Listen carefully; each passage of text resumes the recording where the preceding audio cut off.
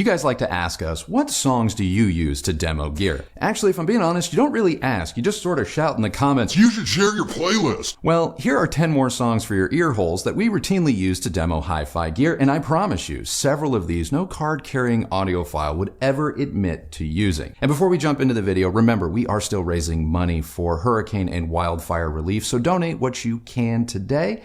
And now let's get to it.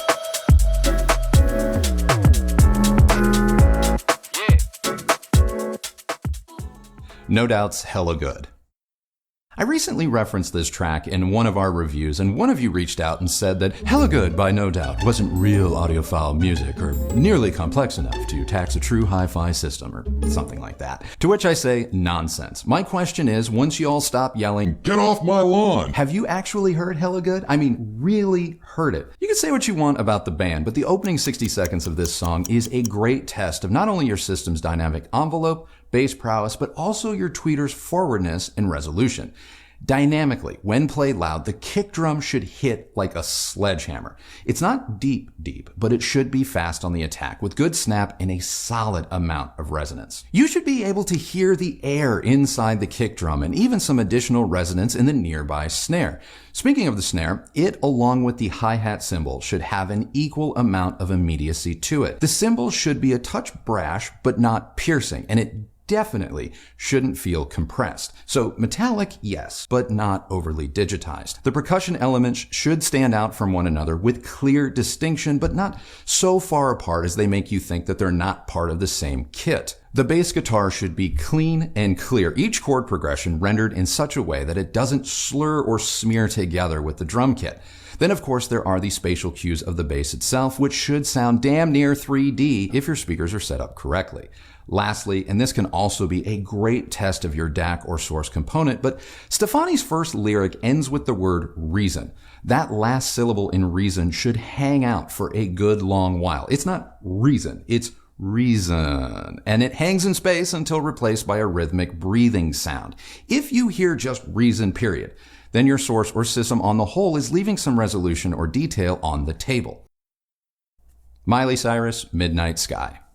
All right, once you're done throwing up in your mouth, just hear me out. Now, this track is not audiophile gold. It is straight compressed pop, but it can tell you a lot about your setup, specifically just how rolled off, neutral, or bright your system really is. Miley's vocals throughout this track are very heavily compressed, either for effect or because the recording is just bad. It doesn't matter, because digital compression and sibilance is on the menu, and if you hear it, you're not imagining things. Here's how the track can be helpful. If Miley's vocals are absolutely blistering,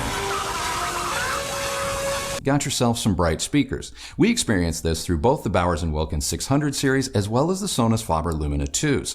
Now, if her vocals seem forward, still compressed with all the digital artifacts and all of that, but the sound isn't painful, then you may have forward speakers, but not outright bright ones, something we found with the Hecko Aurora 700s, Klipsch 8000Fs, or our Monitor Audio Bronze series. Now, if you're like, well, it's not my jam, but her voice sounds more or less like any other pop track I've heard, chances are your speakers are likely more neutral to maybe even dark. I'm talking Polk Audio Reserve series or the PSB Synchrony 600s. Your speakers will likely fall into one of these camps, or you may find out that your high frequency hearing doesn't extend all the way to the very top, which is fine.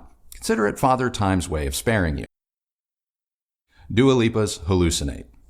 Yep, even more pop music for your ears. First off, Dua Lipa's album Future Nostalgia is stupid good. This is a pop masterpiece, not to mention an album with startlingly good recording quality. Every track on this album should seem more rich and layered than a lot of modern pop. This is an incredibly complex record, and if you take the time to actually listen to it, you'll begin to unpack all of her references to 70s funk and disco era tracks. Now, Dua's vocals do not project, but they rather sit in near perfect alignment with the front baffles of your speakers, with the rest of the music in SOUNDSTAGE extending behind and to the sides of her. Also, throughout this album, the ambient cues and musical elements can border on three-dimensional. No need for surround sound here. If you hear a guitar, harmony, or synth riff extend well beyond the boundaries of your left and right speaker, you're doing something right. The main reason I like hallucinate is because of the word hallucinate. Through less resolving systems and given Dua's British accent, the word may not be as discernible or as clear as it could be. Maybe you don't hear hallucinate right away. Maybe you hear hallucinate. If your speakers are up to the task, hallucinate should be discernible straight away. In fact, every lyric on this particular track should be immediately understood. Hans Zimmer's Roll Tide.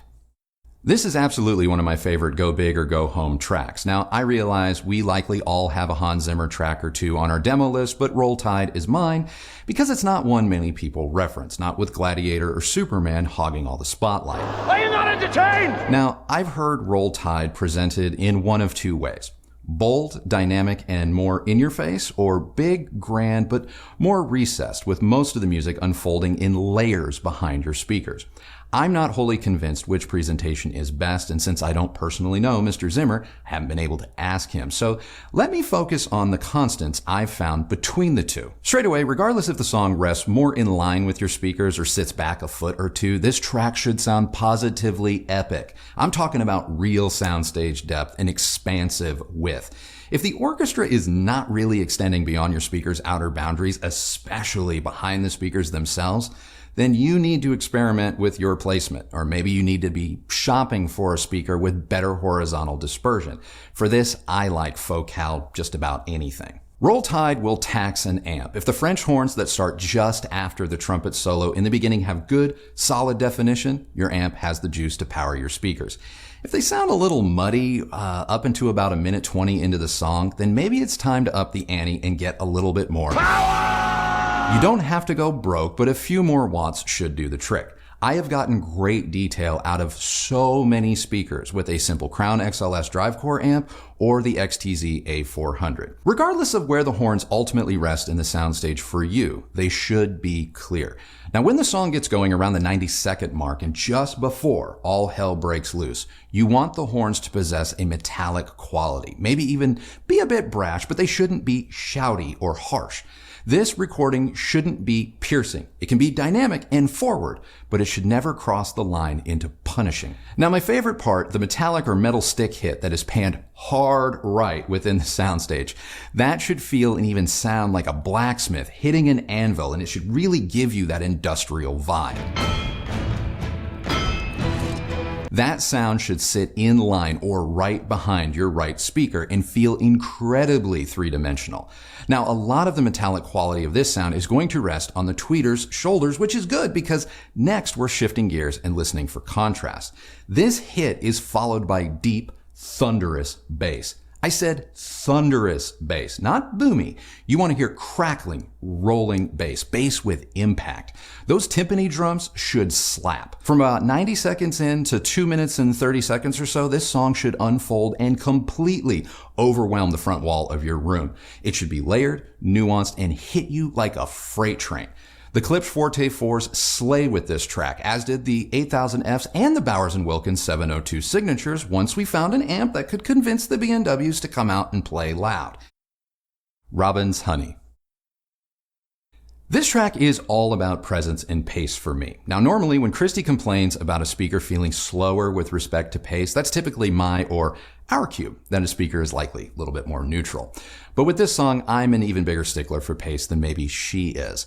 The bass throughout this track is deep, and if you have a sub, it's gonna get a workout.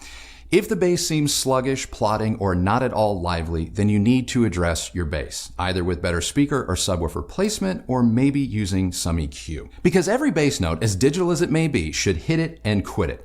No time to be all up in your feelings because we've got the next beat to get to, man. Seriously, this song is a workout for your woofers because few have the stamina to keep pace. The SVS 3000 Micro is a subwoofer that is totally up to the challenge, and the built-in PEQ can help you maintain that quickness in almost any environment. Because the bass is arguably the star of the show here, Robin's vocals should stand out in stark contrast, and they should rest front and center. Her backing vocals, they're allowed to resonate in and around your left and right speakers, but Robin herself, she should be just forward of your speaker's front baffles and right in front of you. Clear as day. Provided I have the bass sorted with a good sub, I really like Focal, Sonus Faber, and the Hekos we've just reviewed on this particular track. So there you go. 5 more test tracks for you to test out in your system, as well as some of my thoughts on what to listen for so you can judge how your system may stack up against some of the best that I've heard. But if you're saying to yourself, Andrew, that's only 5 and you promised us 10, you're right. But no list is complete without a few of Kristi's favorites, so now it's time to find out what tracks she likes to listen to. Seal Crazy. I know a lot of you are like, Seal? Really? Yeah. We stumbled upon this track because every time Andrew plays Tove Lo's Beautiful Disaster, I expect to hear Seal's voice. So one day I finally said, just play the Seal track so I can move on with my life. And lo and behold, we discovered a great demo track to test gear. If Seal sounds like he's trapped in a cabinet, you might have a pair of Ellipsons. Or you have an amplifier that is really laid back or maybe isn't powerful enough. Denon and LTA, I'm talking to you.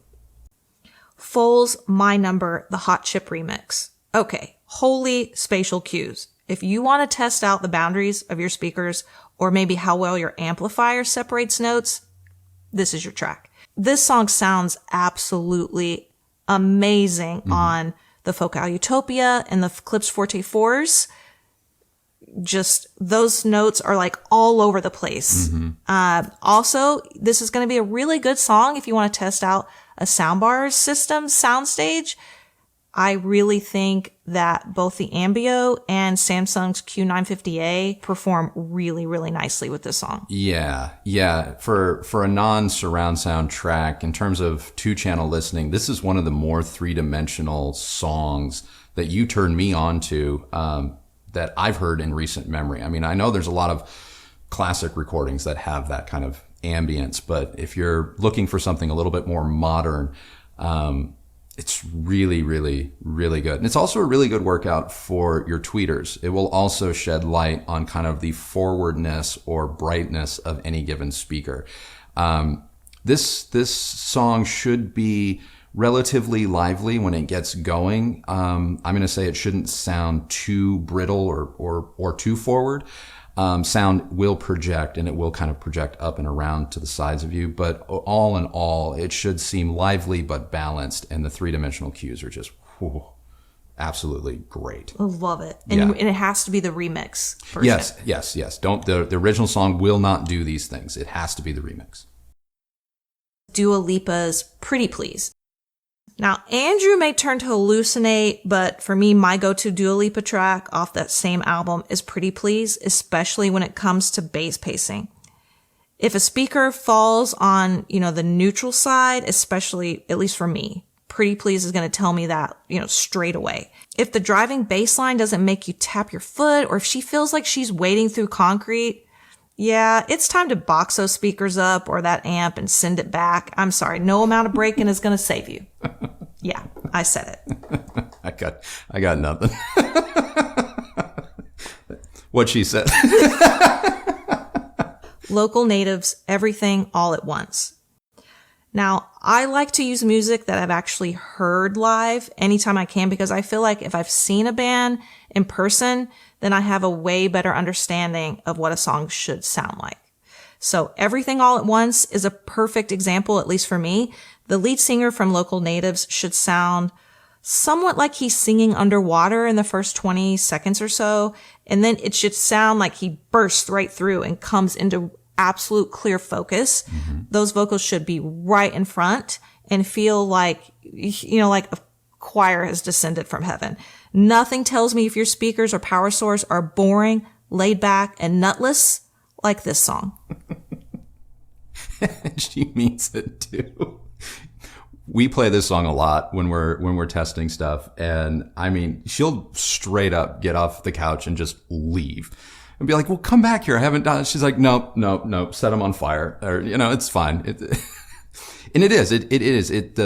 The underwater quality may throw some of you off at first when you listen, because it might come across as like a mistake. But it really does lend itself to that contrast that I'm a big stickler for, because it is true. When he bursts through and comes to the foreground, it should feel very transformative, really. It should almost feel like you had like 2 cloth bags over your speaker, and then you just go like that, and then the sound is able to come out. And it's really, really powerful when done right, and I highly recommend it. If you have very high efficiency speakers, if you're a Klipsch fan, this will be a very, very interesting demo for you. So tell me your speaker is not bright enough without telling me your speaker isn't bright enough. 90s grunge is the playlist I turn to. I am a 90s girl at heart. I love listening to Alice in Chains. So I'm thinking of songs like a song like Wood, Stone Temple Pilots, Interstate Love Song, and honestly anything from Nine Inch Nails. And I can tell you if a speaker is bright enough, at least for me. The type of speakers that fall into that camp for me are Klipsch, KLH, Sonus Faber, Focal. Those always come through for me. Now, something that's gonna feel more laid back is probably gonna be ELAC, for sure, Bored to Tears. Probably the Polks. I mean, look, the reserve line was a bit of a surprise for me. I think that they weren't as quite as, recessed as some things I've heard from Polk before. Wharfdale, depending on I which would say speaker. Denton's, but not the 4.1s.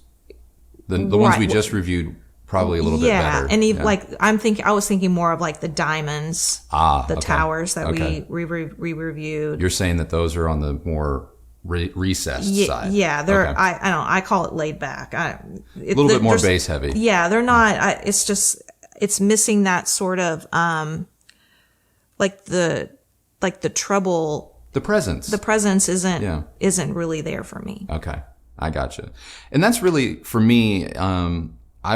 I think Interstate Love Song is a great test to that, because in the opening 30 or 40 seconds, if a speaker is a little bit more bass heavy, not quite as I guess doesn't have that presence up top.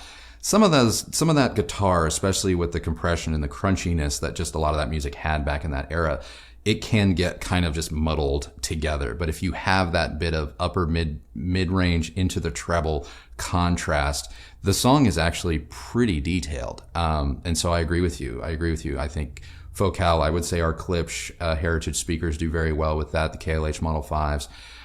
Polk straddles that line for me.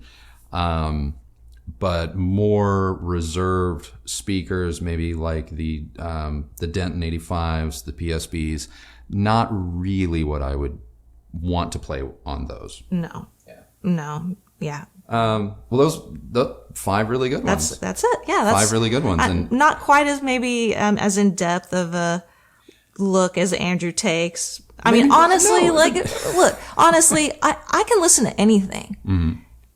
I don't really need to listen to a specific track. I have started to find certain things that I will play, ask Andrew to play on when we're evaluating something, just because he's told me that I need to, really pay attention and try to find consistencies from product to product. Mm-hmm. But, I'm really like, do I like this? Do I not like it? Yeah. It doesn't have to be that complicated. So that's it. That is our video. What did you guys think? Let us know down in the comments below. While you're down there, I have a question of the day for you. It's your turn. Tell us, what are your go-to test tracks? I mean it. I really want to see a list going, because who knows? Maybe Kristi and I will do a reaction video to some of your suggestions. Wouldn't that be fun? I think that would be fun. But anyway, yes, let's get some lists going about which test tracks you feel other hi-fi enthusiasts should use in order to judge the quality of their system. And why. And why. Definitely say why. If you like this video, please do give it a thumbs up, like, and subscribe, and go ahead and ring that bell so that you're notified when new videos come out. Remember, we are still raising money for hurricane and wildfire relief. I don't have to tell you the math, but if every person watching this video were to donate $1, we would raise tens of thousands of dollars in just one day. So if you haven't been able to donate yet, please give what you can. Click donate somewhere on your screen. I was notified that it's in a different place depending on what you're using to watch this video. So find the donate button, click it, 100% of what you donate goes to helping hurricane and wildfire relief. So thank you to those who have donated so far. And if you haven't, there's still time. If you use any of the links that Kristi left for you down below, know that that's a great way that you've continued to show your support for this channel and the work that we do here. And we both thank you very much for that. Follow me on Instagram at Recovering Audiophile. And that is it for us today. So remember, the only person who has to like the sound of your system is you. Or the song. Or the song. Or the song. The only person who has to like the sound of your system, the music you like to listen to, is you. So that's it for us today. Thank you so much for watching. I have no idea what I'm doing anymore. Thank you so much for watching, and we'll see you on the next video. Bye.